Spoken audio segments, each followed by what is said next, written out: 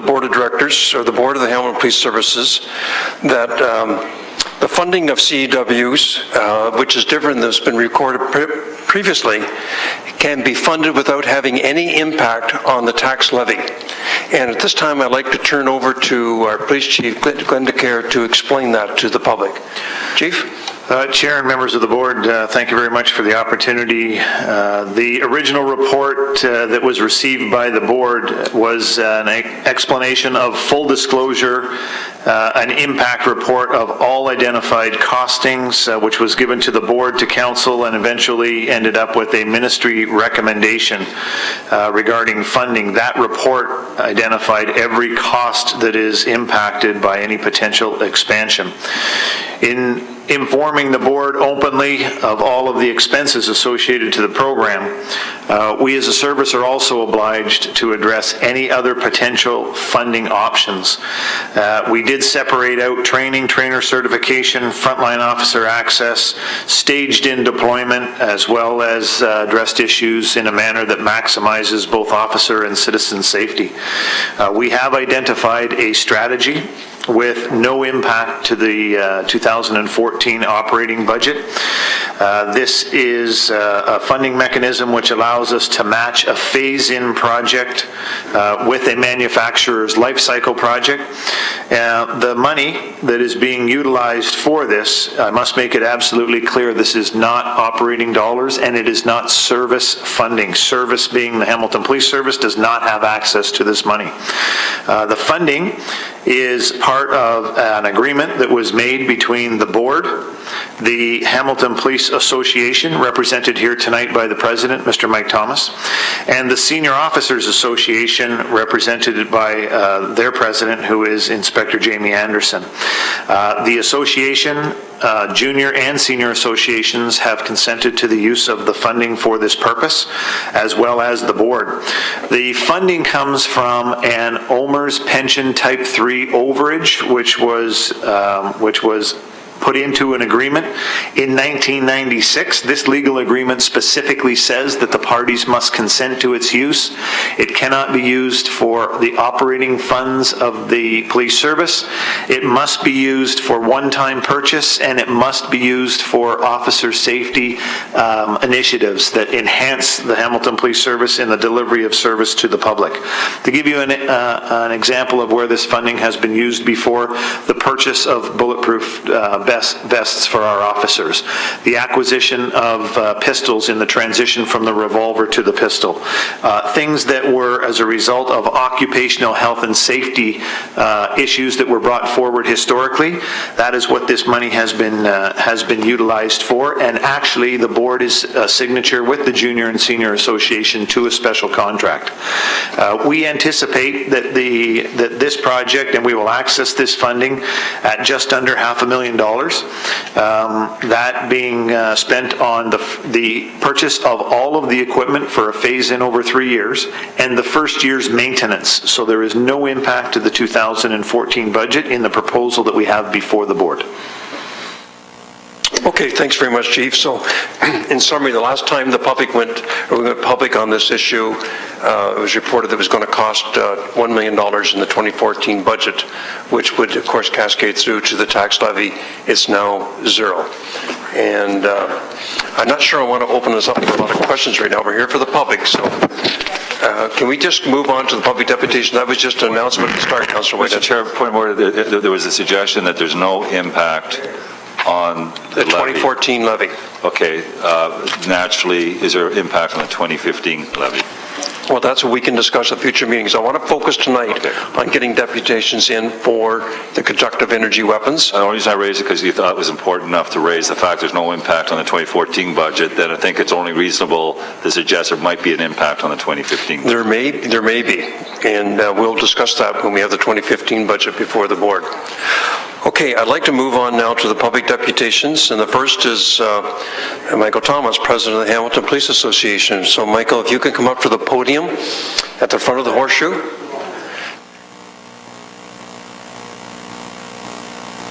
And thank you for coming out, and thank you for helping us find a financial solution. We appreciate that. Floor is yours. You have 5 minutes.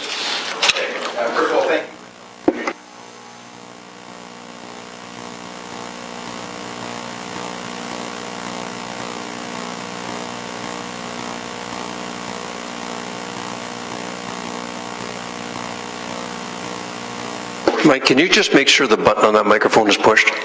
You're good to go. Okay. I'm also a police officer, a staff sergeant who has worked 34 years in various capacities from patrol to homicide investigations. In addition, I represent the Police Association of Ontario on the Future of Policing Advisory Committee, a provincial committee established by the Ministry of Community Safety and Correctional Services to work with other provincial and municipal organizations, such as the Association of Chiefs of Police, Community Social Agencies, Association of Municipalities of Ontario, the Ontario Police College, Ontario Association of Police Services Boards, to identify efficiencies within our provincial policing model, as well as a judicial system that will enhance the sustainability of policing services. And I've also been elected for a second term to represent Ontario on the Canadian Police Association Board of Directors, where 24 of us from across Canada meet to develop position papers, lobby the government on issues that are associated with policing, and provide education for police members across Canada. The Police Association of Ontario has made submissions to our MPPs at Queen's Park since 2008 to expand the use of CEWs to include all frontline officers. The Ministry has not made their decision without a prolonged and thorough due diligence process. The Ministry has conducted a comprehensive medical scientific literature review as part of its review into CEW expansion. Multiple independent sources indicate the use of CEWs results in fewer significant injuries to subjects and police officers than other use of force options such as pepper spray, batons, and physical restraint, and that the overall risk of serious injury associated with the use of CEWs is low. 2 studies in the last 5 years show a 60 to 70% decrease in injury to citizens and police officers in circumstances where CEWs were used. 12 coroner's inquests, juries in the province of Ontario have made recommendations in favor of expanding the use of CEWs or the consideration of expansion. No inquest jury in Ontario has called for limiting CEW use. Following these reviews, I am confident that the changes in legislation offer a less lethal use of force option that protects members of the public and those entrusted with their safety, our police officers. I do not know, nor have I ever known any police officer who's come to work hoping that they will point their firearm at someone and shoot them, nor are they keen to use a less lethal form or force within the scope of their use of force options. Police officers do not want to end anyone's life. When a death or serious injury occurs, we deeply regret the loss of life and feel compassion for those who have died and their families and friends. I feel no less compassion for the police officers who are shattered and will relive these moments for the rest of their lives. De-escalation is the first and best option available to frontline police officers. The newly expanded use of force guideline contains specific guidelines to officers to assist in ensuring the use of CEWs is effective and appropriate by addressing circumstances for the use and restrictions as well as medical considerations.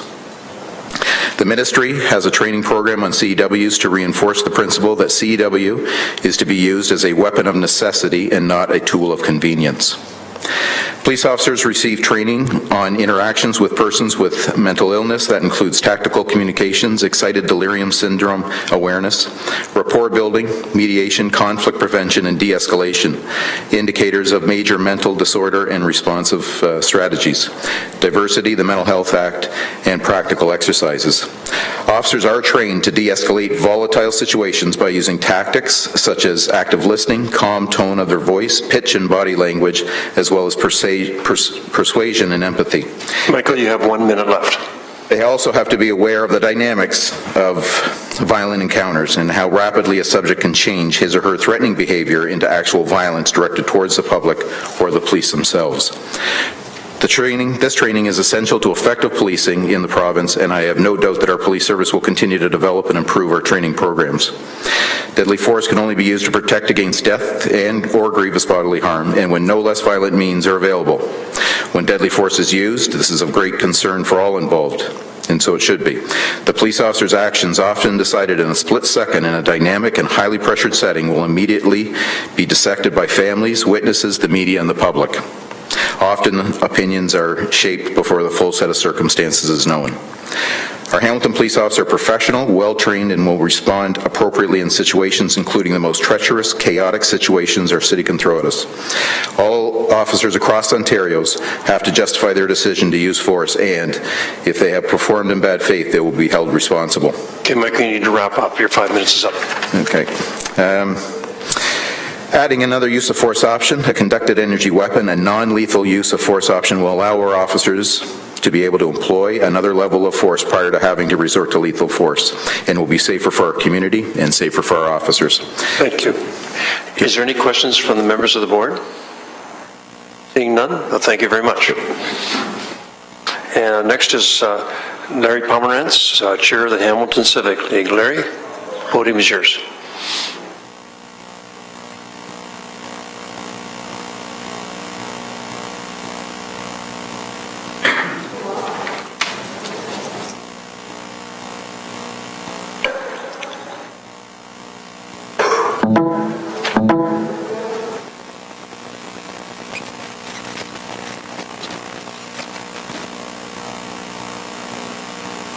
Do you want to hand those out, Lois?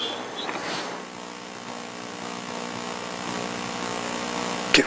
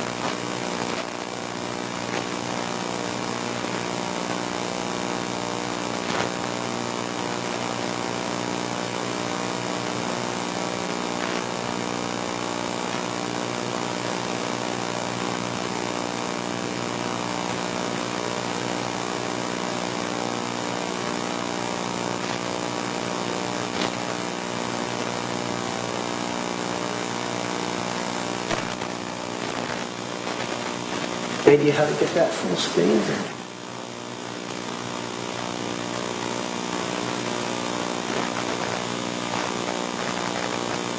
Perfect, thank you.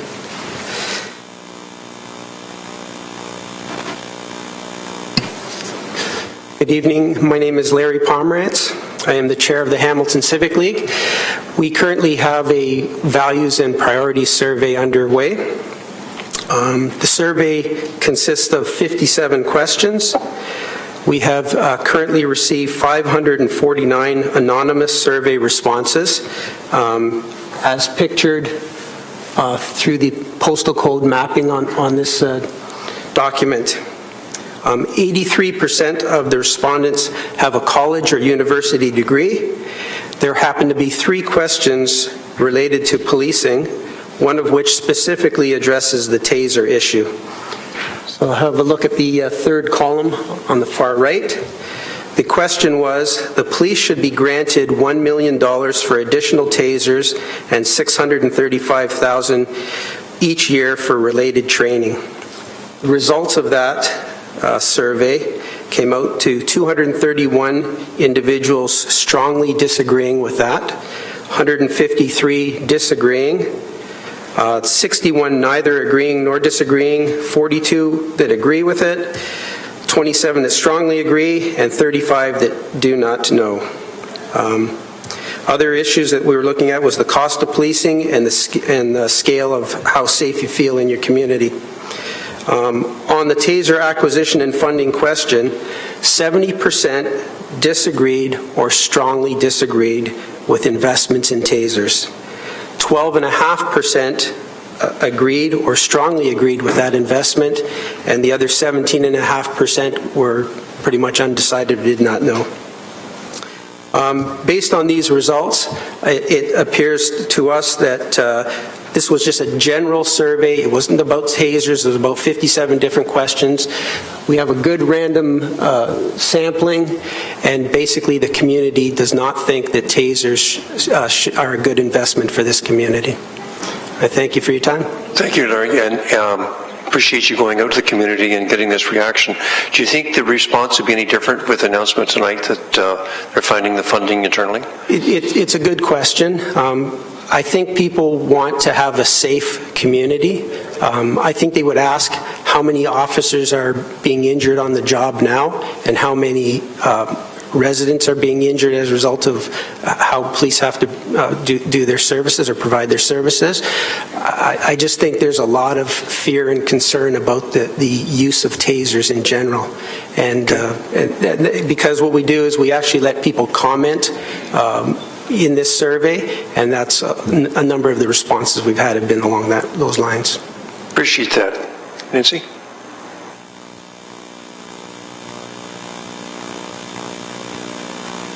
Presentation, Larry. Can you tell us, what are some of the concerns that people have with regards to tasers? Has any of that been shared with you in terms of, some of their specific concerns? So we asked the question as it was pretty much posed to the community earlier on. This survey's been out there since September 28th. So had we known maybe there were other questions that could have been asked, we could have posed those questions.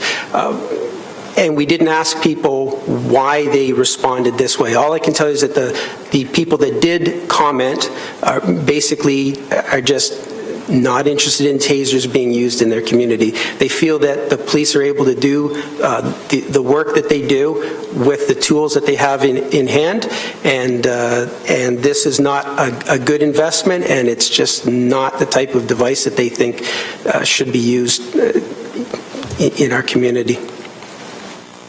Madeline?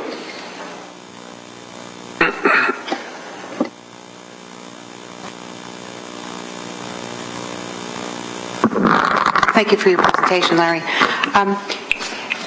One of the things that the Hamilton Police Service Board wants to project to the communities if they understand the tools. So do they understand that there's a baton, use of hand? Because we make all of those, we have an annual report to the community, and we have those discussions around use of force, tables, what each level has been done during the year in terms of batons, the hand, or what. So do you feel that there's an understanding out there in the community of what is involved in use of force models, what the police use? So I think that's something that perhaps that I'm hearing, that perhaps there has to be more of a report out there or better facilitation. It is on our web and it is those things, but perhaps in the surveys you see that there isn't an understanding of how they're used and what is being used out there. So again, to look at the conductive energy weapons is to have another tool there, so that in that decision where a less lethal use of force, as explained by Mike Thomas, is an option that we all want, an option that is out there, to have that kind of lens. I think this community deserves lots of different conversations, and this is one of the issues that it deserves a very thorough conversation about, because I cannot speak for everybody that answered this survey other than to that specific question, but I would pretty much guarantee you that there's a great lack of knowledge, and the community would be well served by taking the time and having that conversation and letting everybody weigh in on it. Okay, thank you very much. And Councilor Whitehead, Terry. Larry, thank you for all your activity in engaging the broader community, and appreciate that. Introduced your survey with comments regarding the demographics you dealt with. Can you repeat that so all my colleagues can hear clearly? Sure. Actually, we collect more demographics than this, but there were 549 anonymous responses. We only collect the postal code, that's it. And we saw that 83% of the respondents have a college or university degree. Okay, I have no other questions there, so thank you very much for your deposition tonight. Thank you. The next speaker we have is Dr. Joseph Friends. Doctor, if you'd like to come to the podium.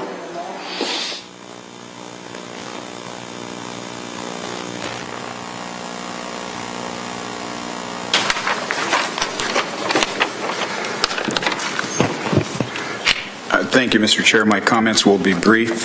Good evening, ladies and gentlemen, and thank you for permitting me to add my opinion to this discussion. My name is Dr. Joseph Ferenz. I'm here as an individual, not representing an organization. However, I am a practicing forensic psychiatrist and have been a staff psychiatrist in an emergency service for over 20 years. I wish to note that through COAST and other groups, the Hamilton Police Service has had an excellent relationship with local mental health services, and many Hamilton police officers have been trained in crisis intervention. This should, wherever possible, be the primary approach that's utilized.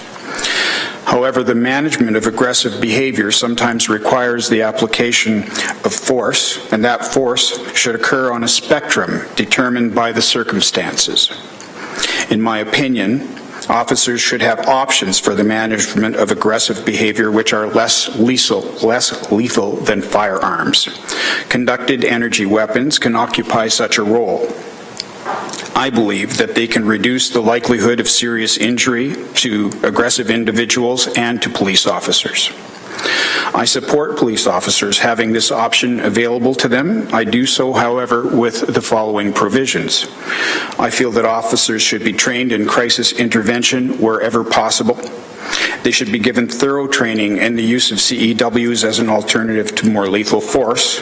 And finally, a thorough process should be put in place to review discharge incidents in order to ensure their appropriate ongoing use. Subject to any questions, those are my comments. Thank you very much, Dr. Terry.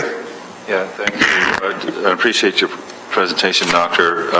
What tools do you use, or people in the mental health at the Forensic Center use to otherwise deal with a very difficult patient? All staff at the hospital, as you're referring to, are trained in crisis intervention themselves, and we use a model which involves the de-escalation procedures verbally first, wherever possible, and if necessary, individuals are physically restrained, and the degree of physical restraint will be determined by the degree of aggression that the individual is displaying. So you're not using any CEW-type devices in the hospital system? The hospital itself does not use CEWs. I can tell you, however, on occasion in the past, there have been incidents where individuals have been so agitated and so aggressive that we have requested the assistance of police to come in and assist in controlling the individual's behavior. And we've appreciated that very much. Is there any concern that individuals with mental health issues would be disproportionately tasered in this community? I think that concern should always be there. I think the concern should always be there for anyone who is presenting with agitation or aggression, that there might be some element of it that is a function of their mental health. However, the extent to which a person's aggression is a function of that, it varies a great deal. And I wouldn't presume to be able to speculate about what percentage that would be, but I can tell you that not everybody who is aggressive, not everybody who's violent is suffering with a mental disorder, but proportionally they would be higher than those who don't. Appreciate your answers. Thank you. I have no other questions, so thank you very much for coming in tonight. Thank you. Next speaker is Mr. Stephen Ross. You'd like to come forward, please? And following Stephen will be Anna Long.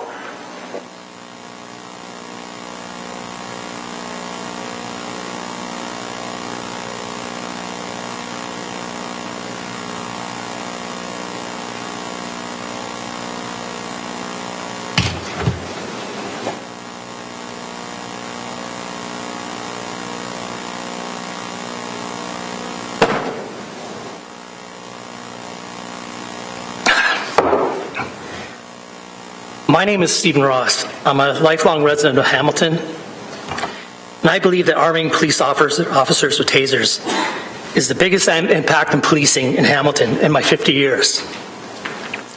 It's such an important decision. Why do we have no published information from our police besides a one-liner $1.2 million budget increase and additional police officers. I find this to be totally unacceptable as a lifelong community, a citizen of this community. We have absolutely no information on the protocol, how a taser will be used. We have no information what is considered appropriate behavior of a police officer using a taser. We have no information on what disciplines officers will face when they use a taser improperly. We have no information how a taser will be reported. We have no information about additional insurance and litigation costs. Why aren't we looking at other communities to learn the impact of tasers on their communities? First, let's look at the cost. Other police forces have reduced their headcount when they introduce tasers. Why are we increasing our headcount? We are all well aware of the incident of Robert Dudinsky in the Vancouver airport in 2007. Inquiries and lawsuits lasted 3 years and cost taxpayers $20 million. Where does the money come from when litigation happens in Hamilton? In Great Britain, incidents of taser use has risen from 3,128 deployments in 2009 to 7,877 in 2011. In Canada, the RCMP has provided a very detailed report on deployment. RCMP taser use increased 100% every year for 4 years straight.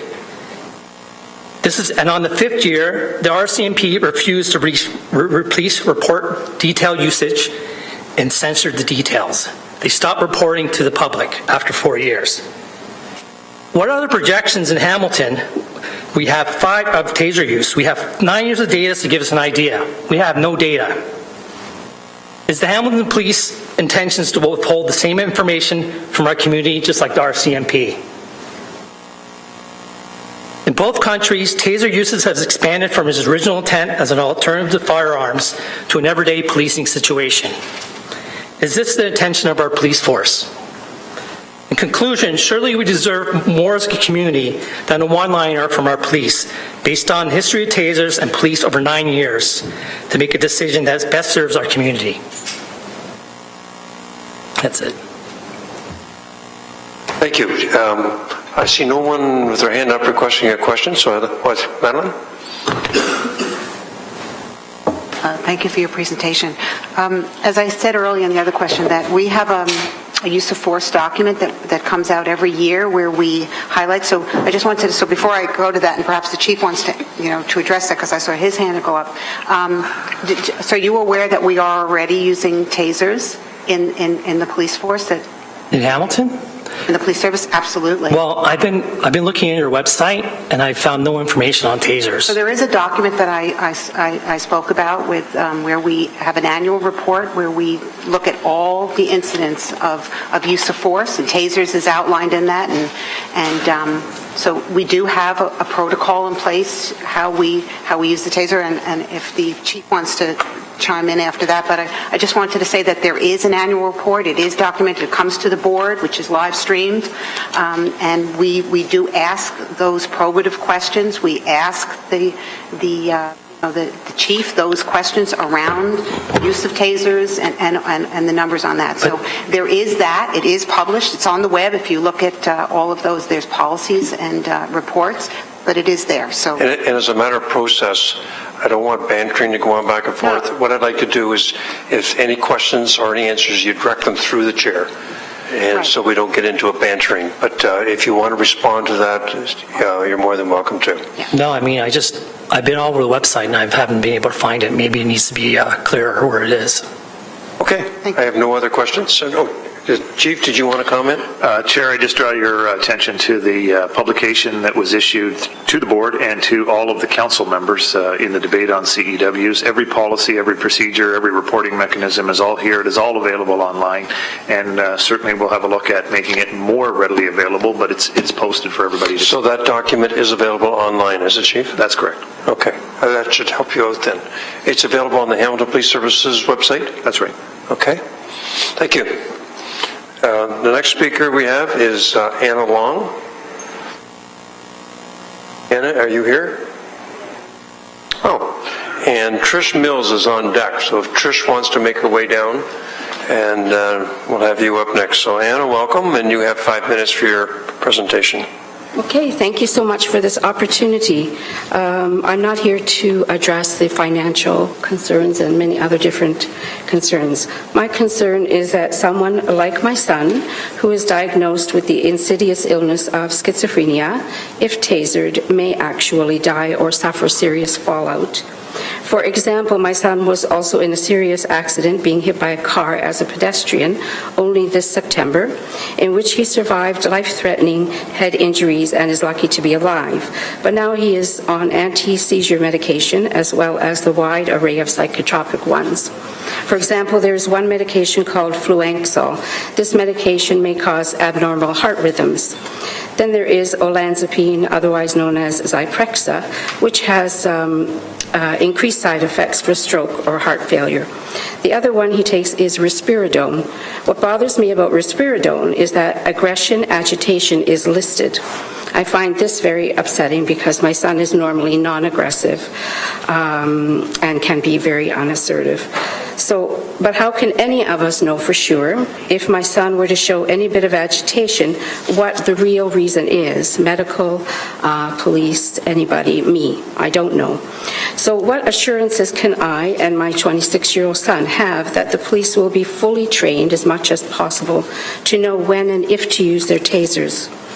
I do know that if I called the crisis line Coast, which I have many times, and I greatly appreciate their presence, and request the police to come and help with a situation involving my son, that the police are then made aware through the Coast that my son has a mental health history, and that is a great help. But is it possible for a person such as my son with ongoing mental health crisis situations to be flagged in the police records so that when and if my son is in need of police presence, without Coast having first been contacted, is that possible for him to be flagged? So if the argument is that tagging my son that way administratively crosses privacy laws, then I would argue that if my son is taken into police custody, then whatever incident has taken place, especially if court proceedings are involved, which I have been in courts many times, then my son's privacy is wide open to the public anyhow. And I would rather have him alive, even if the public ends up knowing his information. If you were to ask Evan, he wouldn't have an opinion on this. When my son is symptomatic or in a very psychotic state, when his voices or delusions are very prominent, he will respond to calm but clear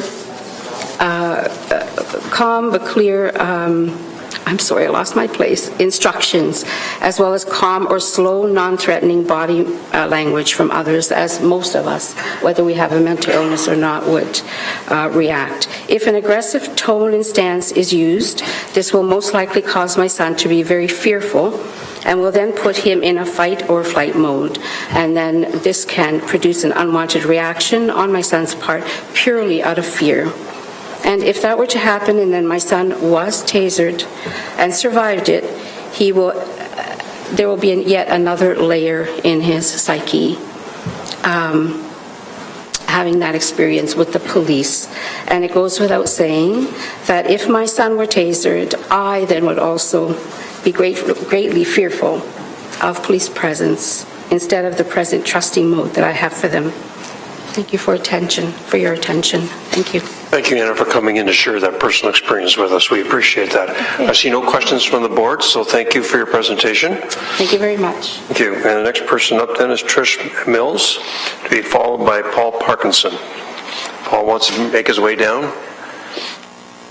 So Trish, the podium is yours, and you have 5 minutes. Thanks. So I've heard police and some people touch heavily on the funding of tasers, but tonight I want to address another cost, the cost of public safety. 50,000. That's the number of volts a taser releases into a person. A weapon designed to disrupt heart rhythms, to interfere with the very essence of life itself. A weapon which the UN constitutes the use of as torture. And you want all frontline officers in Hamilton to carry them, to be able to wield them when they please without risk of repercussion. And I do mean without repercussion.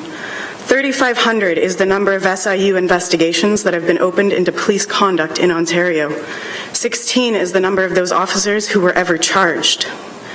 Here in Hamilton, you have officers like Ryan Tosher, who've been allowed to kill and harm members of this community repeatedly and while being paid for it. You have officers using deadly force on people in the midst of mental health crisis. And you, the board, the chief, the members, continue to propagate the ludicrous notion that tasers will help fix this. You have members of this community believing that providing police with tasers will decrease the number of times you resort to deadly force. You have them hoping that individuals in crisis are more likely to escape harm after contact with police. I do not have that same hope. I do not have that same hope because I know better, and I know that you know better. You are trained to use lethal force in situations of perceived aggression, and you are trained to end the life of anyone holding what you believe to be a weapon. Having a taser available will not change this, something even John Zayan, who trains police to use CEWs, admits to. Conductive energy weapons are not meant as an alternative to sidearms, so when would you, the police, use them? The Braidwood inquiry states that they shouldn't be used on the young, the elderly, people with heart conditions, on certain medications, or individuals who may be intoxicated or aggravated. Using a taser on those individuals is likely to result in death. But aren't those the circumstances in which you claim CEWs could save lives? So maybe the better question is, how do police currently use these weapons? Peel Police recently used a taser on an 80-year-old woman. In London, police tasered a 17-year-old youth right in the face. In Toronto, over the summer, police used one on 18-year-old Sammy Yatim, but only after he'd been shot 9 times. This is how police are using tasers they already have. This is how the police who are properly trained and experienced are using tasers. They are routinely exhibiting poor judgment when it comes to using force, and they are getting away with it. There is a culture of internally accepted systemic violence within the police services, including right here in Hamilton. The irony in all of this, of course, is that nationally and here in our city, violent crime rates are dropping. Use of force statistics by the Hamilton Police, however, have nearly doubled. So I will amend my statement. Violent crimes perpetuated by the public have dropped. Those perpetuated by the police continue to rise. And yet you sit here asking us for more weapons. 569. That's the number of people tasers have killed in North America over the last decade. Those are losses with only select officers carrying tasers. Can you imagine the numbers if we allow every frontline officer to carry them? And death isn't the only serious consequence. People have been subjected to dangerous and debilitating spinal fractures. Across the U.S., and there's some interesting irony here, police are suing their own academies for injuries incurred during training with these tasers. You want my opinion, and my opinion is this: no way. No way in hell should you be allowed more weapons. No way in hell should you be allowed to further intimidate, harm, or harass us. Instead of more weapons, you need to use better judgment and better attitudes. You need to become accountable and use meaningful de-escalation, not one-word orders. You need to begin to look at us, the public, as people, living, breathing beings. Trish, you have 1 minute left. It's time for you to study the internal policies and culture that make the abuse of individuals not only allowable, but commonplace amongst your ranks. Tasers will not save people from injury or harm. They will not provide a solution to systemic police violence. They will only provide a new way in which police can exert their abuse and their authority over the public trust. To be considering them, funded or not, is irresponsible. Thanks very much. You made your position very, very clear. And I don't see any questions, so thank you for your presentation. Next up is Paul Parkinson, followed by Frank Gotts. Frank, you want to make your way down? Is Paul here? Going once. This is Paul Parkinson. Going twice. You, Paul? No. Okay. So we'll move on then to Frank Gotts. Is that you, Frank? Podium is yours, and you'll be followed by Alex Tiggeler.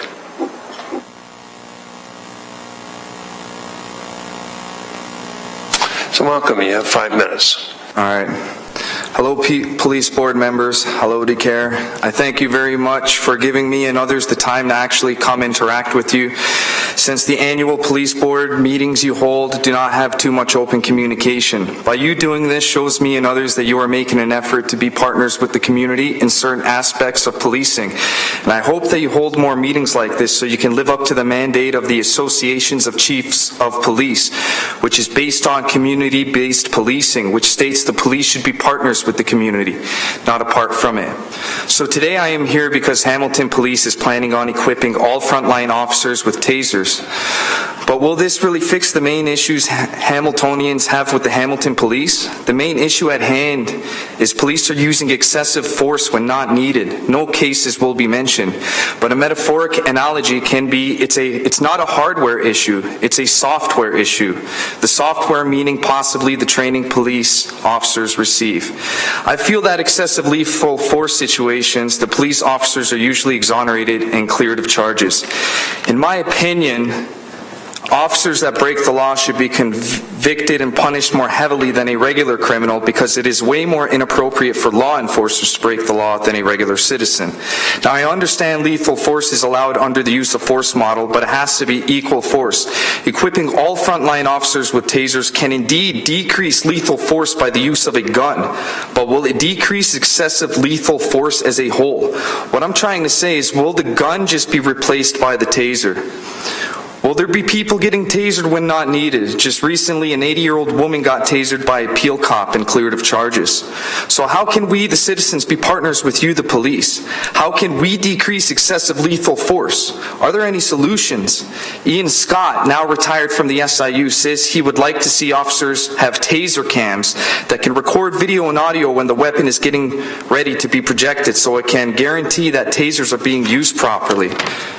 But personally, I do not think that would work effectively at bringing down excessive lethal force statistics. Ian Scott also had an idea that all officers should wear lapel cams to record interactions with the public while on duty, and I'm more inclined on that idea.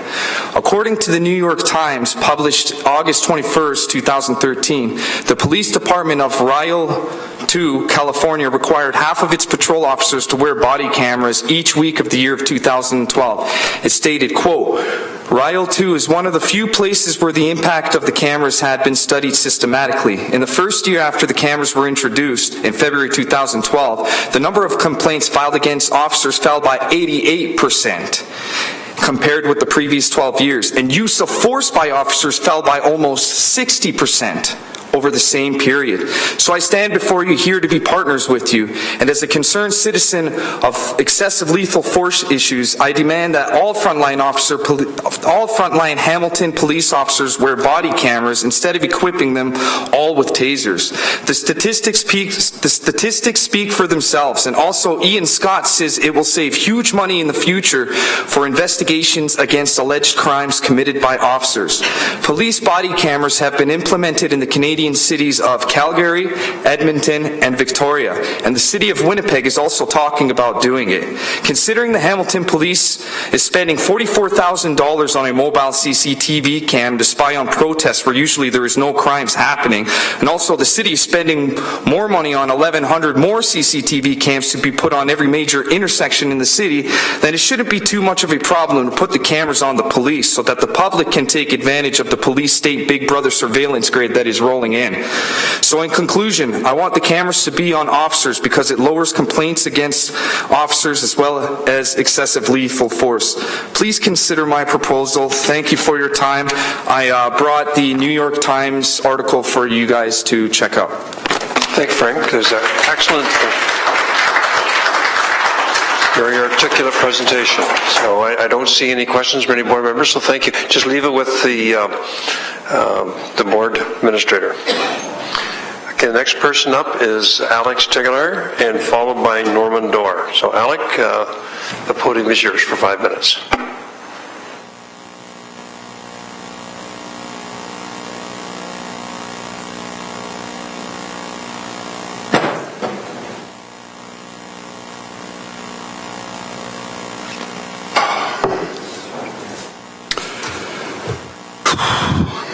I wanted to begin broadly just by pointing out that crime is a function of poverty. If the city is serious about reducing crime, the priority should be reducing poverty and investing in social programs, not giving more money to the HPD. But If we're going to give money to the police, more than we already do, then I think that money should be directed towards more and better de-escalation training and not tasers. Ideally, a taser should only ever be used instead of a gun, but what we see everywhere that taser programs have been implemented is that they are used not instead of firearms, but instead of de-escalation tactics. Technologies are not neutral. Negotiating can be stressful and difficult, and tasers are an easy way to shut down conversation. Tasers are frequently used on children, protesters, and the elderly. I'd like to remind everyone at this point that a taser is a potentially lethal weapon. I want to talk a bit more about what I mean when I say that a taser is not neutral technology. I think Napster is a pretty good example of what I'm talking about. Digital technology makes it possible for anybody to distribute music as easily as snapping your fingers at this point. And the music industry's response to that has been to create draconian laws, manipulative propaganda campaigns, deals with Apple, etc., to try to prevent people from sharing music. But those efforts have failed. The technology is in control. It's just too easy to use it that way, and that's the way that it's used. The same logic applies to tasers. We're talking about technology that has a low kill rate and is extremely effective at incapacitating people. You can train officers only to use it in cases where they would otherwise be forced to shoot, but the technology will invite them to use it frivolously, and the technology always wins. I think it's important to remember that officers are human beings with emotions. The UN, as it's been pointed out, has labeled tasers a torture device. This is important to note in light of the increasing rise in police violence recently reported in the CBC. Tasers are a tool of choice used by enraged officers to sadistically torment people who are already lying prone or who have otherwise stopped resisting. This is also a civil liberties issue. Power corrupts. The more power the police have to intimidate and control people, the less responsive the government needs to be to the concerns and demands of citizens. Tasing someone is an easy way to achieve immediate and complete domination over another person's body. This is a total annihilation of freedom and volition, is a dangerous form of power, and it will be abused. If the police want new weaponry, there is no need to appeal to the city. There seems to be a lot of money available from Enbridge and other powerful corporations. Just tell them you'll be using the money to stop people from protesting the poisoning of our water, land, and air. Seems to be a lot of money available for that, $40,000 recently. So to summarize, invest taxpayer money in social programs. Police should be trained in de-escalation, not given tools that enable them to opt out of de-escalation. And I think our civil liberties should be taken into account when we're making these kinds of decisions. Thank you. Okay, thank you, Alex. I don't see any questions from the committee, so thank you. Next up is Lauren Dorr, followed by George Strunzak.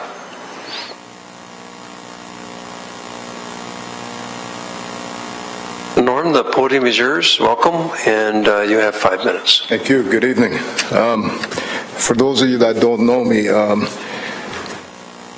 I'm Steve Mesic's father-in-law. He was gunned down and killed by the Hamilton police June the 7th.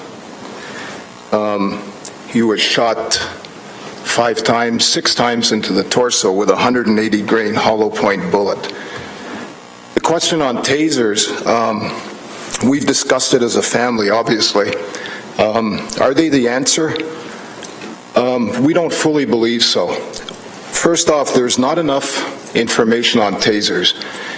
It takes me back, when I think of a taser or something like that, it makes me think of the old Star Trek series where, you know, everybody look at Captain Kirker, he'd say phasers on stun.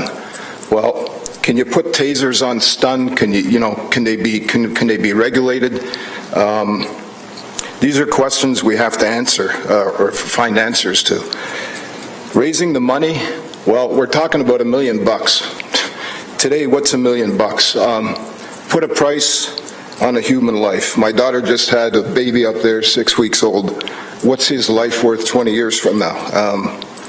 You can't answer that question. Put yourself into that kind of shoe. The other thing is, de-escalation is the main thing. One of the other things is the video cams. I think the video cams say it all. What I've found out in my dealings with the SIU and other forms of authority is that unless you've got a video, you might as well pack it in. We're going through that right now. Videos tell it all. Videos show that the officers are not trained the way we're led to believe. In Sammy Yatim shooting, I would have thought that a trained officer would have used a taser first and then used his handgun. But he was shot 9 times, and then he was tasered. it's just mind-boggling. I'm a hunter. I know what ammunition's all about. I can tell you that what the cops use, 180 grain hollow point, the public has no idea that this type of ammo is out there. It's not sanctioned by the UN during wartime. 180 grain hollow point bullet traveling at over 1,000 feet per second will rip your body apart. It's meant not to come out of your body, and it'll thrash it. If I have a choice between a taser and getting shot with a 180 grain hollow point bullet, I think I take the taser. What we have to do is find a way to make officers accountable for their actions, because right now there is no accountability. I've talked to many people that have come up to me and called me. I receive over 100 phone calls a month on people telling me that, hey, I was just stopped by the cops for flashing my lights because there was a radar trap set up. The first thing the officer did when he pulled me over, he got out of the car and he says, "What the F do you think you're doing?" Right away intimidating, because they know they're not accountable. If you're standing in a court of law up against a judge and you're telling the truth, but an officer's there, the judge will always take the side of the officer. You haven't got a chance. So right now, we need to find a way to make these officers accountable for their actions. They say they're being trained in de-escalation. Definitely not. There's been a lot of evidence. There's been teenagers shot. There's been a teenager shot in Hamilton at a noise complaint at a party, gunned down. It's just not right. It just can't go on this way. The police want our respect. You want my respect? Be accountable for your actions. It's a two-way street. You catch me for speeding. If I sped, I admit I sped, I pay my ticket, whatever. If a cop gets caught with his pants down, admit it. There's too many cover-ups going on in this province. Norm, you have 1 minute left. So what we need to do, basically, is the idea of cameras, Hamilton Council should consider that. It's a good way to go. Cameras tell the story. I suggest to anybody, if they get pulled over by a police officer in Hamilton today, pull out your cell phone, put on the recorder, or start recording video. It's the only chance you might have. Not all officers fall into that category. I know a lot of officers, a lot of good officers. I know a lot of guys that have put their life on the line. They've been close to pulling the trigger, but they've held back. But a lot of them, some of the newer ones, are the untrained officers. They're just not getting the training. Is it their fault? I don't think it's entirely their fault. If they're trained in the proper situation, they know how to handle the situation, it'll work out better than it has been. So we need to look at de-escalation first, and I think secondly, cameras and tasers. It's just like an officer's like a tradesman. Tradesman has many tools in his toolbox. If an officer has more tools in his toolbox and he knows how to use them, he has more chance of doing something properly with them. Okay, Norm, you need to wrap up. Your time is up. We're good. Thank you. Okay, thank you. And just one question for you.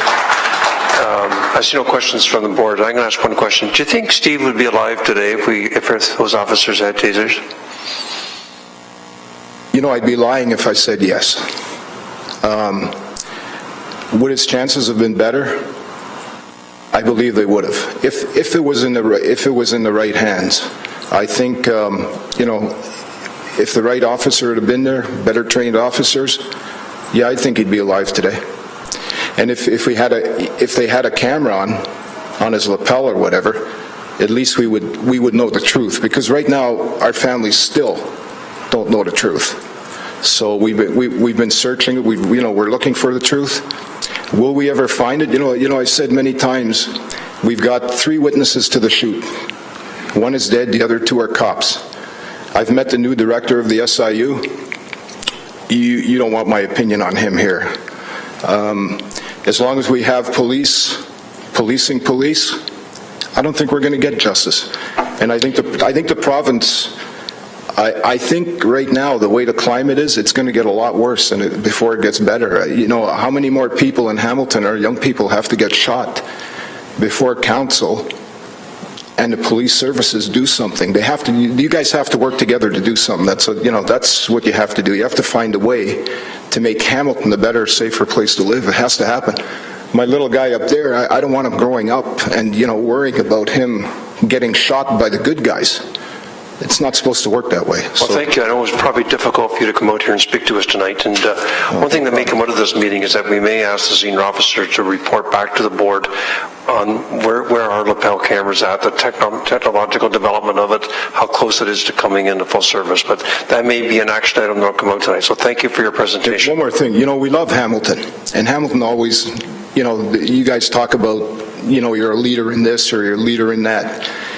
Other cities have already beat Hamilton to the punch with the cameras. It'd be nice to see Hamilton get up to speed and then maybe even, carry it further down the road. Like, let's put Hamilton, out there as number one. I'm sure the police don't want a high crime rate. So if we can drop the crime rate down, a simple thing like a camera, if it works, let's do it. What's money? Great suggestion. Thank you.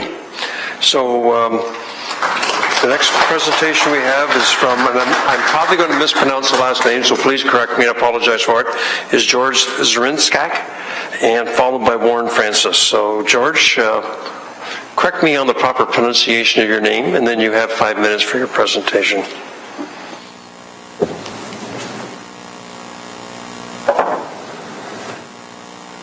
The correct pronunciation of my last name is Zrinskak. Appreciate that, thank you. Thank you, Mr. Chair, members of the Police Services Board, Chief DeClaire, fellow citizens.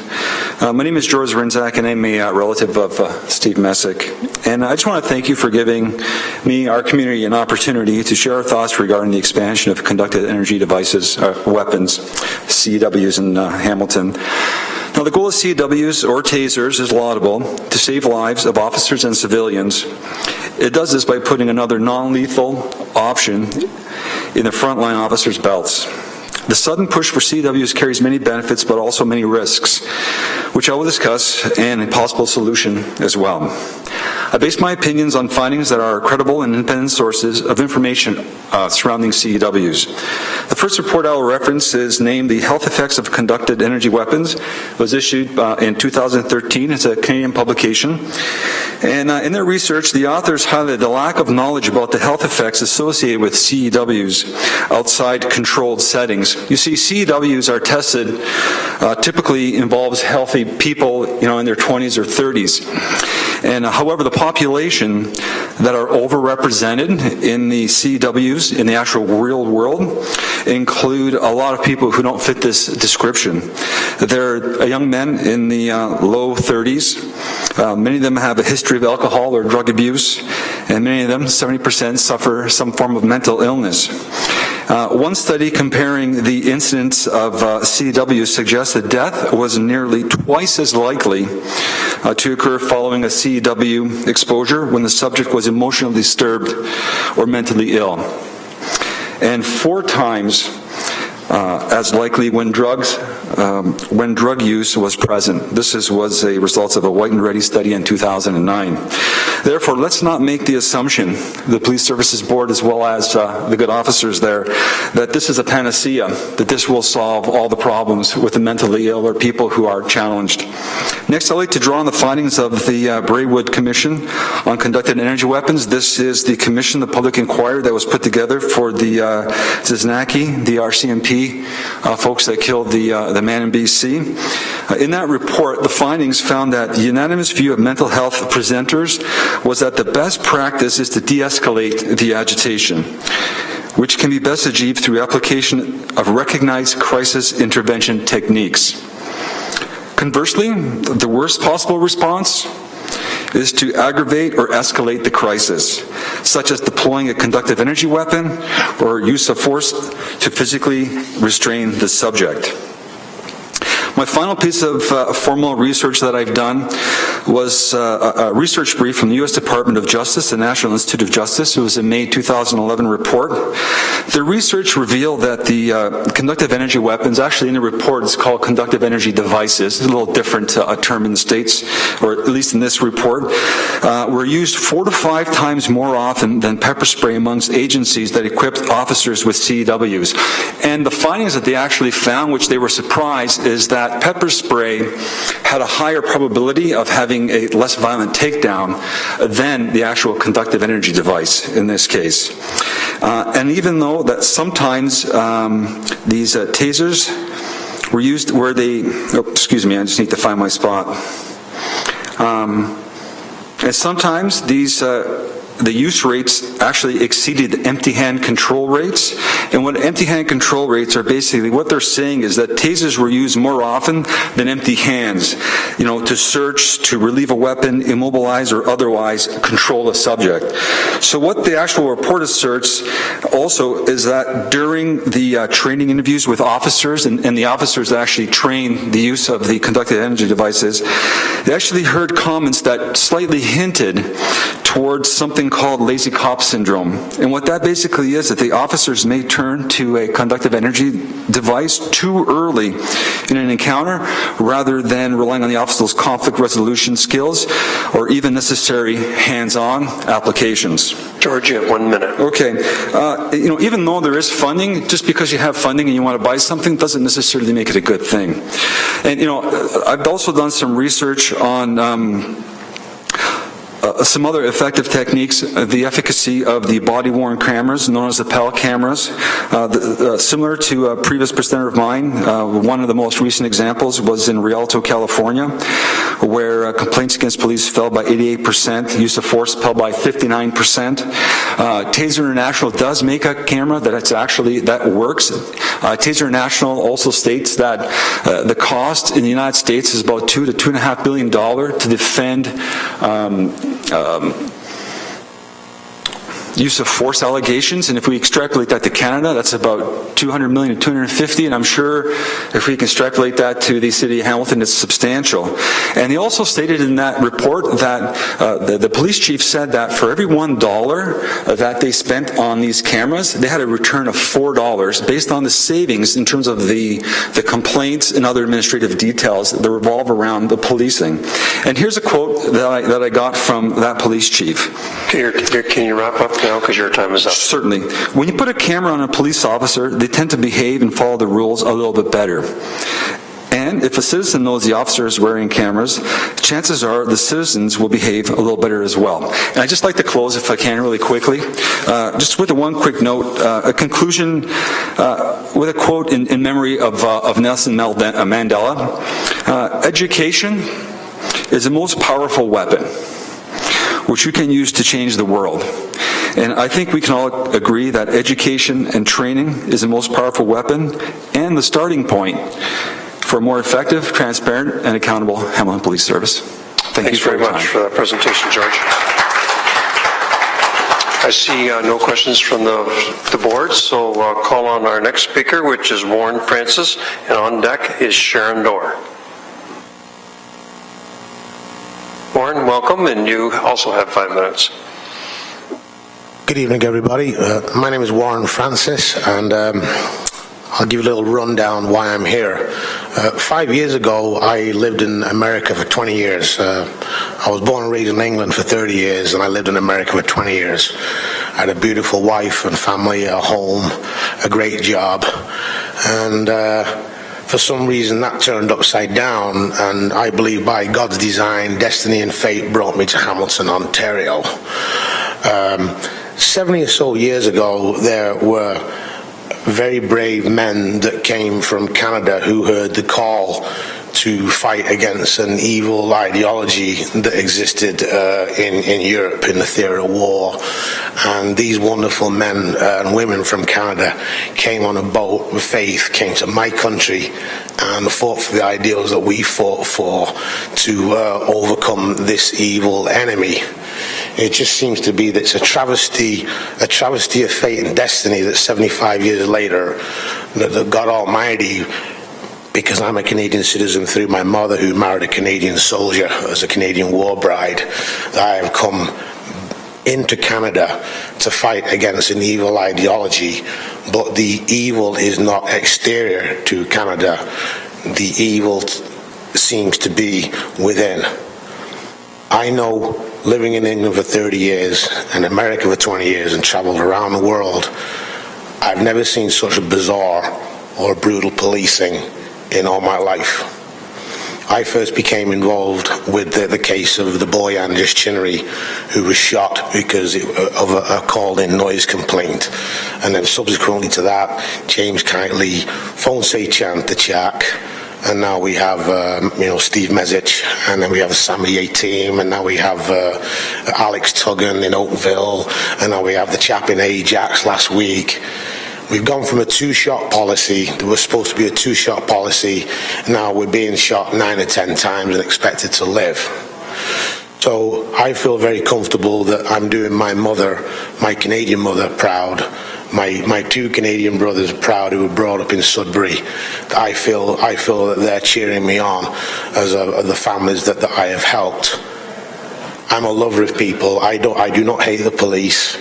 I love people genuinely from the bottom of my heart, but I'm a brave soldier and a warrior, and I will confront, like the good Lord, when the good Lord walked on this earth, when he saw evil, he confronted it, and I do the same, because I love my Lord Jesus Christ, and I know he doesn't want this to go on or to be multiplied in any more. It's a time for healing.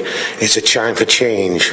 We're not here to keep blaming and attacking and protesting and crying in tears. 3 months ago, I woke up on a Saturday morning thinking, I don't have to go to work.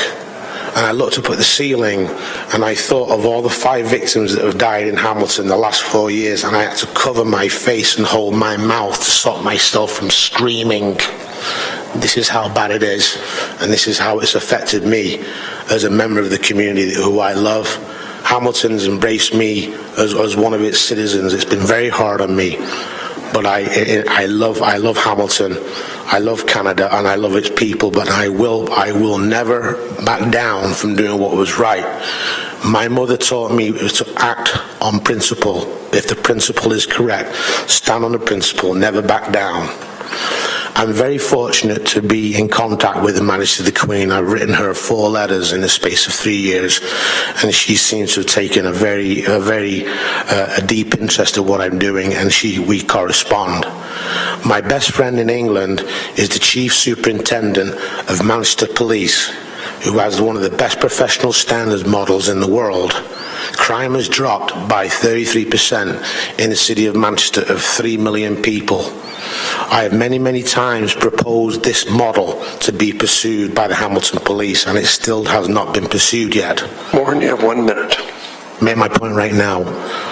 On the police committee meeting in August the 12th, there was an agreement between the Hamilton Police Services through the Majesty the Queen, represented by the Attorney General of Canada, to appropriate funds of $85,770 for the enhancements to the Technological Crimes Unit. This is not right.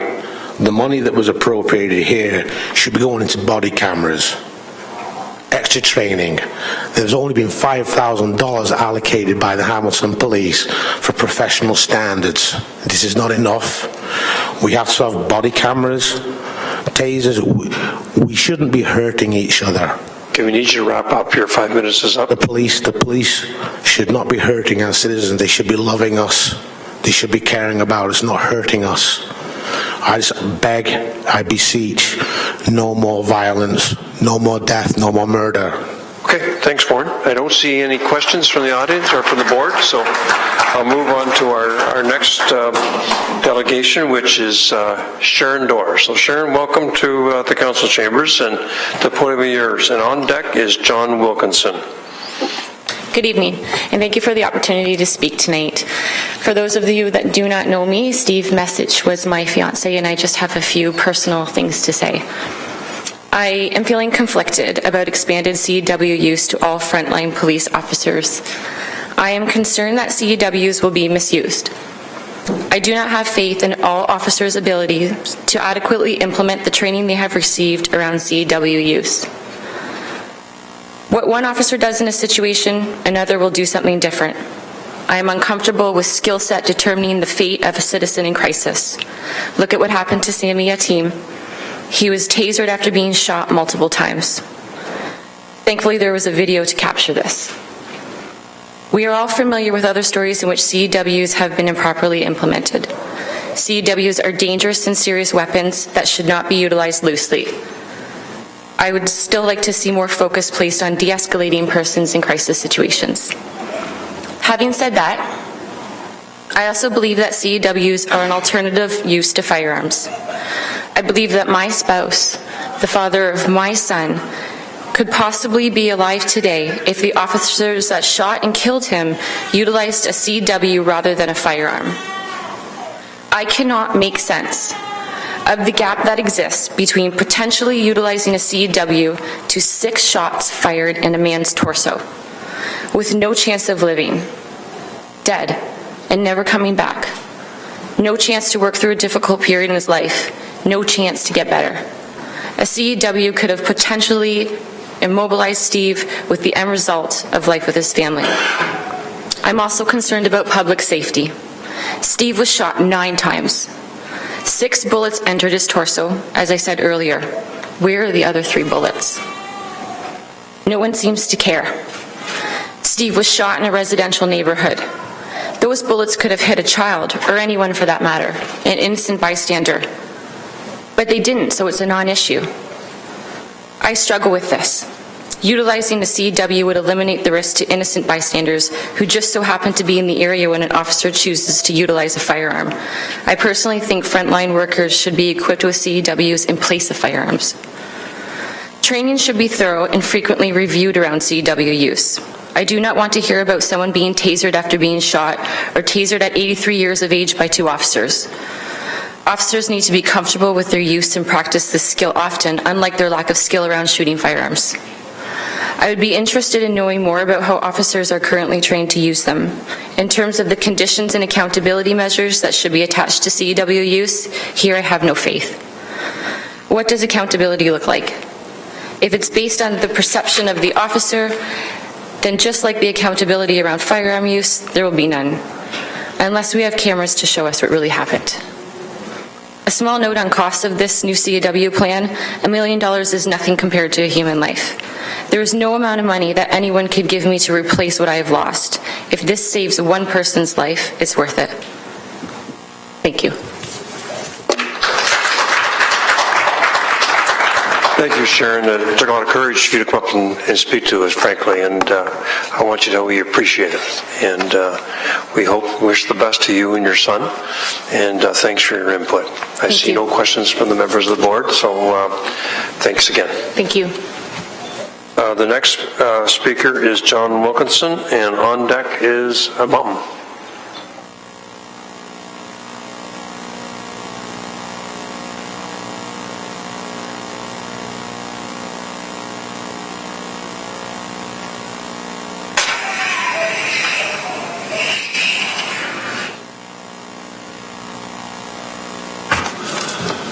I was told that I was next up. My name is John Wilkinson. I was born in 1922, so that makes me about the oldest person in this room. And you want to know anything about Hamilton, let me know. All right, what I have to say is the fact that I read this article in the Mountain News. It's regarding the meeting at City Hall today, 2013, with Police Chief Alan Takara. It's to do with the tasers. Right off the bat, I'm going to tell you, I do not want guns. I hate guns.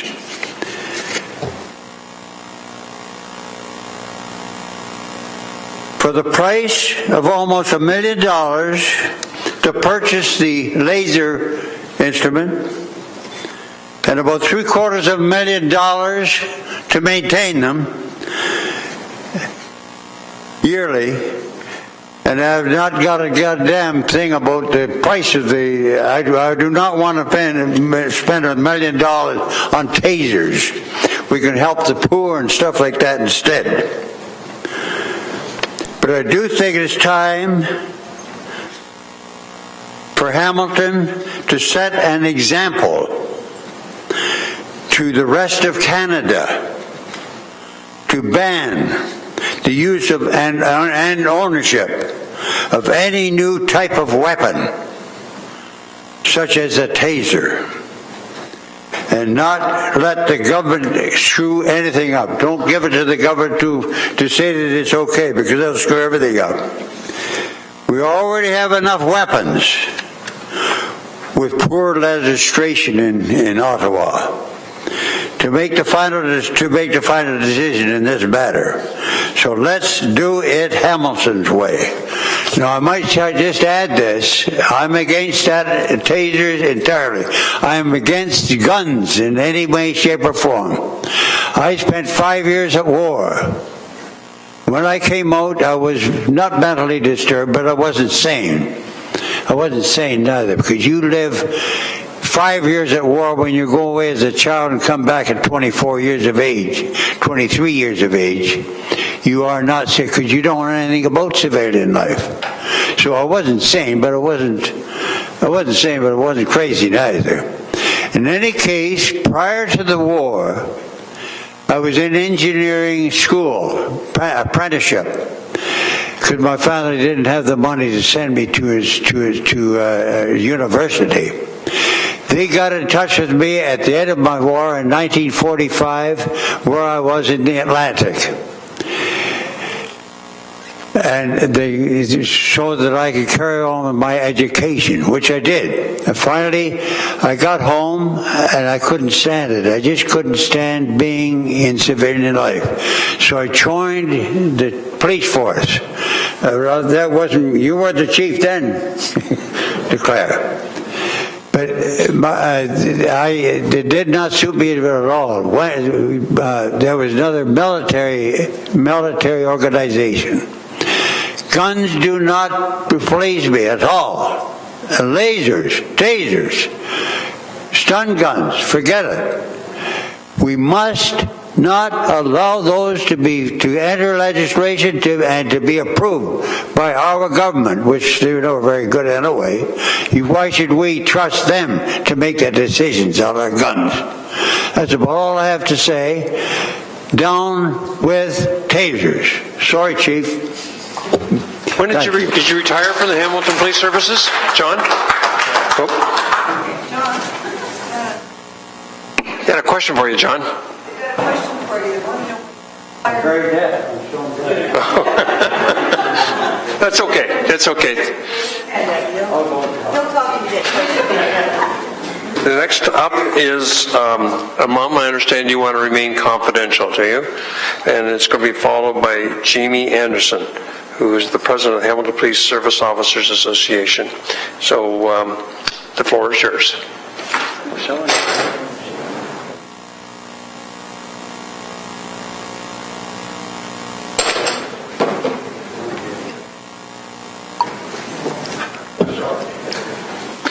Chair?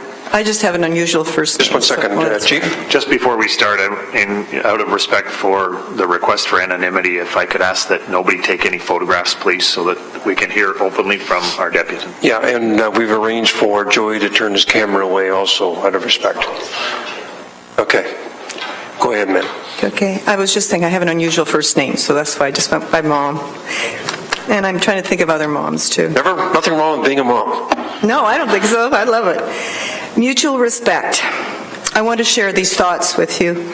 Growing up in Guelph in the 60s as children, we probably didn't interact directly much with the local police force, but we knew they were around, and we knew they shared a value of trying to protect us from harm. We had evidence. They were there for visits at school with Elmer the safety elephant. They were there to help us get our bicycle licenses down at the station. They were there if we got lost. We had one officer and his family living kitty corner from us on our street, and two behind us, all at the same time for several years. They were dads, good wholesome people who cut grass and shoveled snow, like our dad. And they were our neighbors, which meant we knew everyone on the block, and some on the next block as well. Good mutual help when called for, privacy when that was needed too. If you were a teen at your first fast food job and you or your ride ran out of gas at 1 or 2 a.m., closing time, you knew if you waited 20 minutes after closing, a police car would arrive for a security check for the restaurant, and you would be given a ride home. Going to college, a friend of mine was caught riding a motorcycle 5 miles over the limit. He received a $50 fine and a good talking to. My friend still remembers how the officer seemed to really care while he was pointing out the dangers of speeding and treated him like a son. It was a valuable wake-up call. Yes, mutual respect. And things aren't always what they appear. One time, a very shy and deaf relative of a neighbor of ours, a few doors over, came to visit his brother on our street. We knew the neighbor, but knew nothing of the visit. And our houses appeared similar, and the relative got off the bus in the dark and headed for our house by mistake. He started to put the key in the door when he realized he was at the wrong house. Embarrassed and shaken up, he tried to climb over our fence in the backyard and worked his way back to his brother's house. The two policemen living behind us were having a late-night barbecue, and they saw him. But they managed to ascertain the whole picture by staying calm and in some way talking with him to resolve the matter without a fuss. Patience and understanding and compassion were forefront that night to help those officers act appropriately and have a successful outcome. But we are all human. What if? What do we do with people with other invisible disabilities? People with nonverbal learning disorders, pardon me. These people take longer sometimes to process a normal conversation. Would there be time to wait for them? People with mental disorders and illness, their interpretation of a situation may vary with ours and our thinking, yet they could still be harmless. Who is going to advocate for them if we don't? What is the cost for funding the officers and their counseling skills with these vulnerable people? What price to protect and keep all safe? The last part is more thorough awareness of tasers, and a lot of you have already talked about that. What do the medical officers say about the effects of a taser? Is there such a thing as a light taser? Can the voltage be decreased? How do the ones used by an officer compare with ones on televised wrestling shows? Is there such an item as a tranquilizer gun for people? A teacher passed on the above questions to me on behalf of her students. Children of our community. Will you tell us the answers to the above, or must we all go to a library or internet? Perhaps some will read a source they can find and sit silently with their thoughts. Some may be fearful. You have 1 minute left. Thank you. What price do we put on the importance of communication and education for the officers and the public? Today marks the day of a celebration of life of a wonderful inspiration in keeping the peace, Nelson Mandela. Honoring his legacy, what can we learn from him? Is it not our duty to ourselves and others to focus on his principles, which in reality are common to many? Some people are better in carrying them out. Let's take the time as Hamilton residents to really be made aware and understand the effects of what we're dealing with here before the possibility of a rash decision. Perfect, thank you. Great presentation.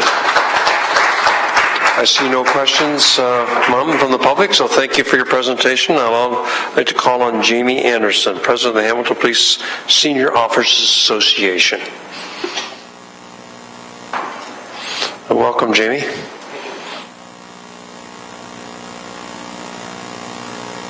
Deputy Chair Ferguson, members of the board.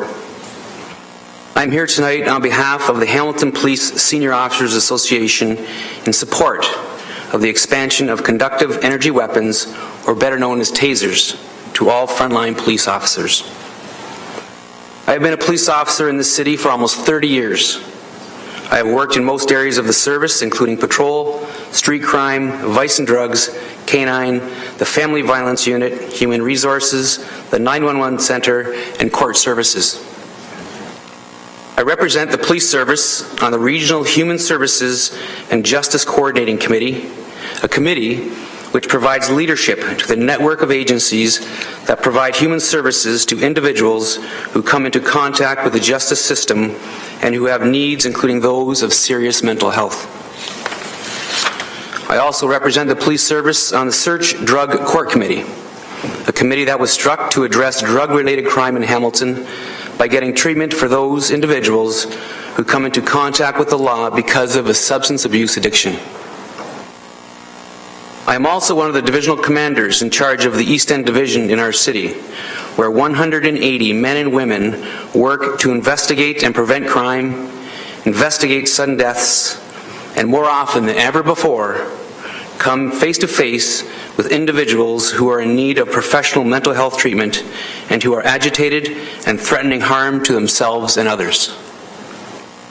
The police officers who work in my division and throughout the entire city are often putting themselves at personal risk in order to protect the public, to arrest violent offenders, or to prevent harm or injury to those they have been called upon to assist and who are in a personal state of crisis.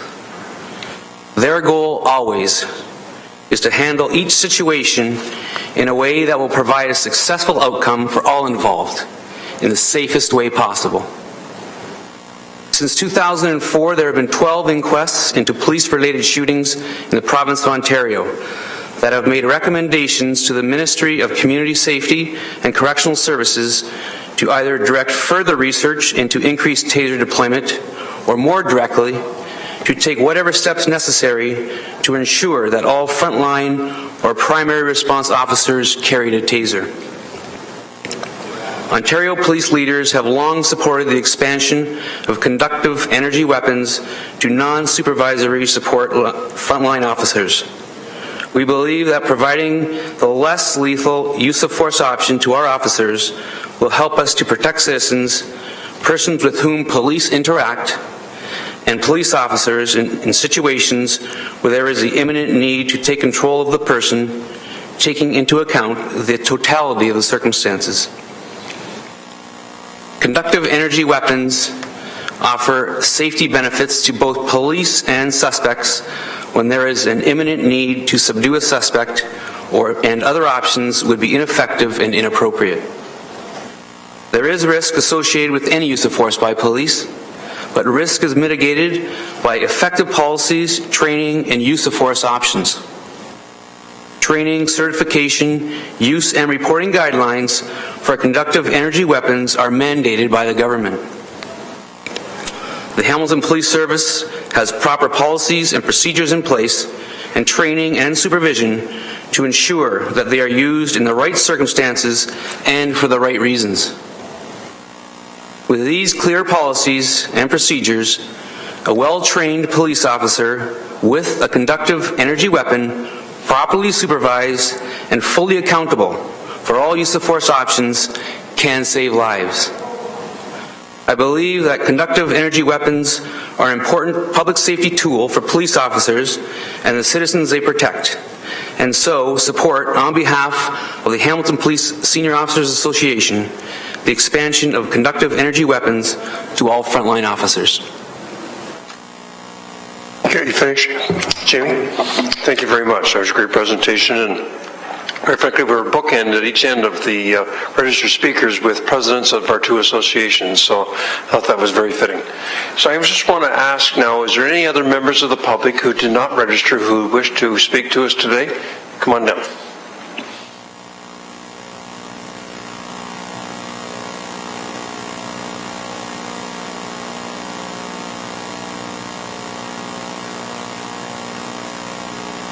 Just come to the podium and you can just give us your name before you start. And once again, you have 5 minutes. My name is Janet, and I'm a Hamiltonian citizen. Thank you for allowing me to speak today. Good evening, Hamilton Police Service Board members, Hamilton Police Service Chief DeCare, Deputy Chief Gert and Deputy Chief Leenders, all Hamilton police officers here, all Hamilton police in the city, all citizens attending today. De-escalation is important, and therefore I approve of TASERs, CEWs, as additional use of force. Good training is of the utmost importance. If anyone has witnessed or been personally attacked by perpetrators, then more likely will they understand my words. Victims of crime and police may suffer flashbacks and endure life-altering changes following crimes that are committed. There are some 80,000 calls for service for police per year. That means there are a lot of crimes being committed.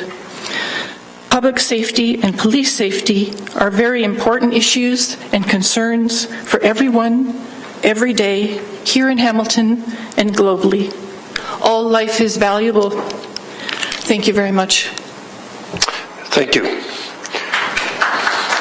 Is there anyone else who would like to go down and speak to the board before we adjourn?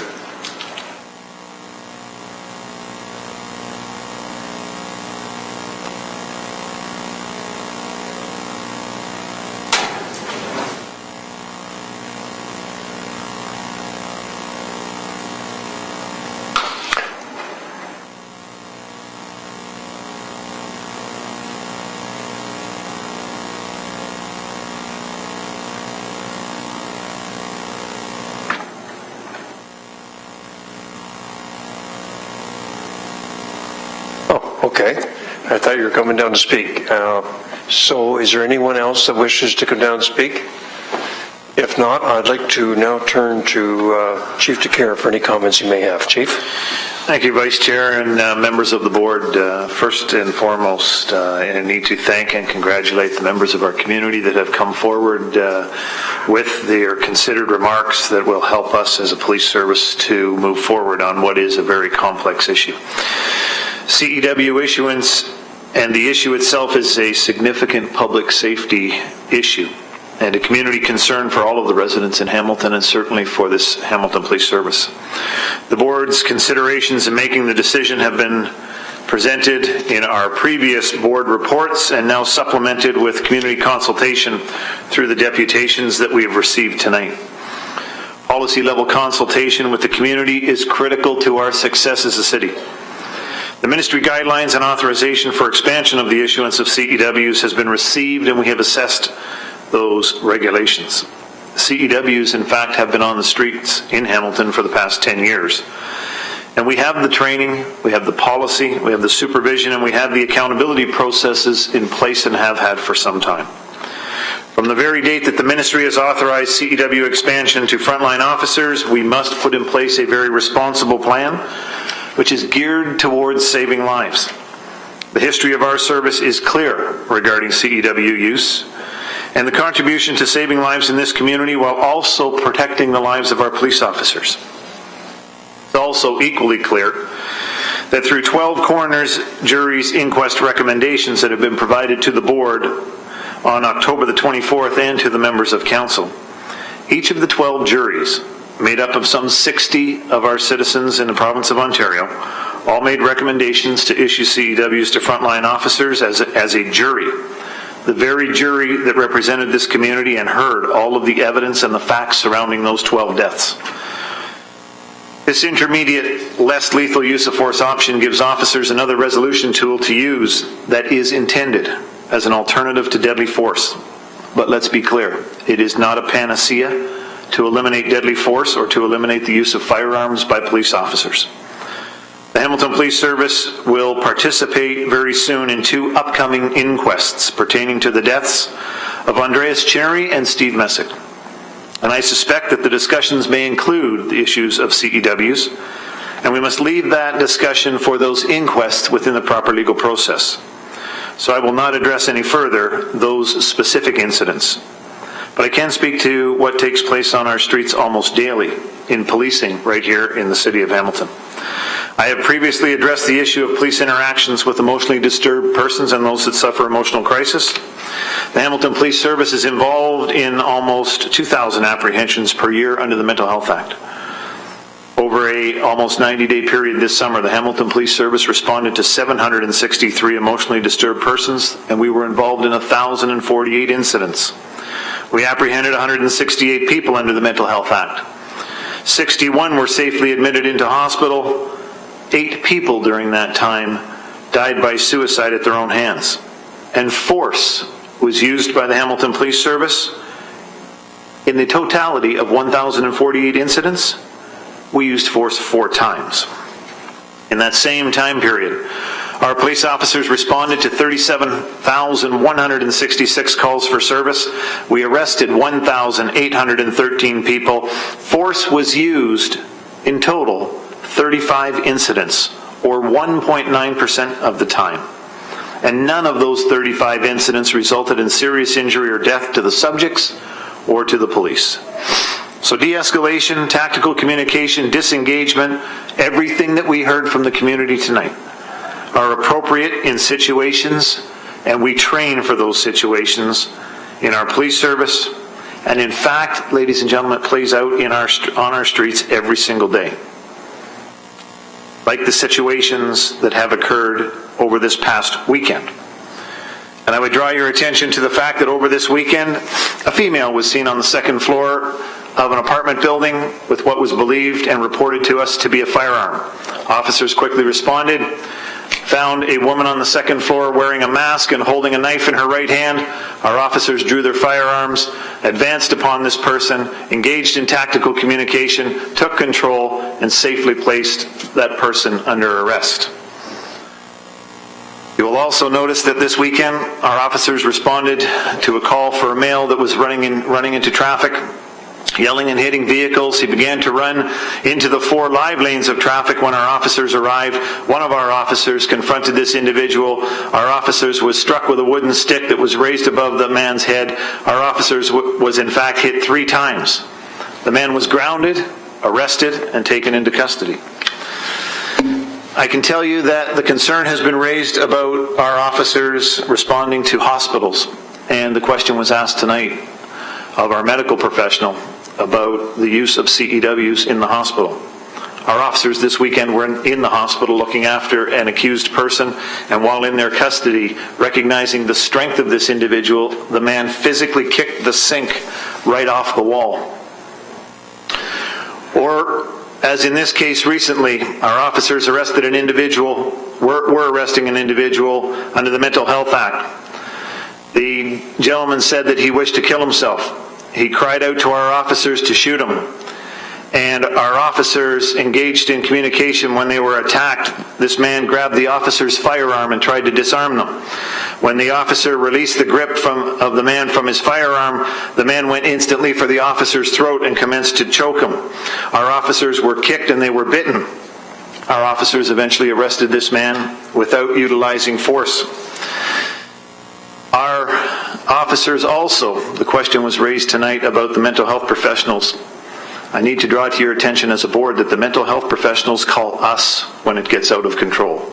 As they did on the night recently at St. Joe's Health Center when we arrived on scene, and it's important to know that the health professionals, with all of their de-escalation, all of their training, could not control the individuals and called upon the Hamilton Police to do so. There was no taser used in this case. But it's interesting to note that while the question was asked if tasers are used in the hospital setting, you must always remember that chemical restraint is available to our medical professionals to be used appropriately. And I draw to your attention issues like this one, where officers tasered a knife-wielding man when he alleged to refuse to drop a weapon. And once he was subdued and arrested, he was taken to hospital with minor injuries. He was tasered by the officers, and it resolved the conflict without escalation. Or this one, where a man was tasered as a result of advancing upon the officers armed with a sword. And in tasering this individual, the sergeant on scene said of his own officers, "I was quite surprised that he was not shot." But the man was tasered and taken into custody without injury. Or this suicidal male armed with a large knife running around and stabbing himself repeatedly. The use of the taser in this case was simply shown to this individual. And once he saw it, he dropped the knife. After the taser was displayed, the weapon was not actually discharged, but its presence alone caused a peaceful surrender. Or this taser report that was recently submitted by one of our officers, again, in responding to a male that was armed in a bedroom with a knife, advancing upon the officer drew the taser, and while armed, pointing it at the individual said to our officer, "I don't want you to use that," and then dropped the weapon and was taken into custody peacefully. I need to draw the board's attention to the fact that the use of the CEW is supported by the ministry. It is supported by the 12 jury recommendations, the Canadian Police Research Council, the Policing Standards Advisory Committee, the Calgary Police Use of Force Analysis, and the Annals of Emergency Medicine report. They all support the use of the CEW. So we will continue in our de-escalation, and as quite evident by the reports that I have given you just now, our de-escalation, our disengagement, our tactical communication continues to work. It was also mentioned tonight that Hamilton needs to be a leader, and I draw your attention to our COAST program, a leader in the province. And we are now making application to grow that COAST program as a mechanism to respond to those with mental illness and emotional crisis. And we're looking to enhance that COAST response with a rapid response team. I hope to have more information about that shortly. In order to assist the board in making the decision and to ensure that the service is exercising due diligence, I have, over the last 2 months, been meeting with mental health professionals personally. I've been meeting with the professionals, the service providers in addictions and mental health. But most importantly, I have met with people that are the consumers of mental health and addiction services and of policing services. I have met personally with people challenged with schizophrenia, depression, bipolar disorders, and I have listened to their concerns related to the use of CEWs in policing. The consumer group understands our role in intervening in their crisis. They understand our desire to help and have unequivocally told me that they support the use of CEWs when compared to a firearm, but clearly want us to focus on talking, on calming, even when they are told by the voices in their own head to do things that they know are counterproductive to what is our desire to help. At the end of one of the meetings, I asked the consumers, what is the one message that you want me to impart to our members in relation to the CEW? One young gentleman leaned in to say, don't shoot me. Taser me if need. I understand that you want me to be safe, and I want you to be safe. He concluded by asking me the very poignant question, Chief, what would you want for your own son? For my son, I want every officer to have a CEW. Recently in this chamber, Councillor Ferguson said in response to the question about what is driving the city towards EpiPens in restaurant facilities within our city. And your response? It is to save lives. It's that simple, to save lives. So after all the discussion, after all the debate, the perspectives, the politics, the Hamilton Police Service makes to this board the strongest recommendation of the Office of the Chief that this board approve the expansion and issuance of CEWs to all frontline officers in the City of Hamilton. It's to save lives. It's that simple, to save lives. Subject to any questions, those are my comments. Okay, thanks very much for those closing comments, Chief. And I don't really want to get into a debate on this tonight. It was a public meeting to allow the public to respond. And I want to tell the public, I want to thank you for being so respectful and so professional in your presentations. I've sat through a lot of public meetings here, particularly around planning issues, and you did an amazing job coming out. And as I know, public speaking isn't what you do as a living. And so I would suspect that we have agenda review in the morning. I suspect we'll put this issue on the agenda for next Monday's board meeting. And so I don't want to open up a debate now to allow us to absorb everything we heard tonight. I think there's a lot of good questions around the lapel cameras that we can ask, and I suspect this board will be making a decision next Monday on this issue, but I'm at the will of the board on this. And Councillor Whitehead, any just closing comments? I don't want to get into a debate on this tonight. Oh, it's not, Mr. Chair. I want to thank the Chief for his presentation. I think also what's important, I believe there was an inquiry with the taser use in Vancouver, and I think there was recommendations that come out of that, I don't know if it was an inquest inquiry or so forth. So clearly that would be part of my consideration on a go-forward basis. It's not so much whether they should have tasers. The question is whether we're going to follow best practices and make the changes that are necessary as it comes out of those particular probes. The other one is, Mr. Chair, I want to thank the community as well for coming forward. I think that this is a step in the right direction, and to continue having dialogue with the community. I've been leaning, and I've indicated if the financial side is addressed, that I would be supporting tasers. The only remaining question I have is the ministry is supposed to come down. I think Councillor Clark raised, as you know, council with guidelines before we can even get into the training phase. And if there's a question I was asked tonight, we can get into that debate on Monday. That would be the question. Okay, so you're good questions, but the time to ask that is Monday at our regular board meeting. And I'm hopeful, Chief, that we can have this discussion about tasers on Monday in open forum. We don't have to do it in camera. We will be advancing a report through agenda review tomorrow that will go into the public session for discussion and a decision. Perfect. Okay, I call this meeting as adjourned then. Thank you.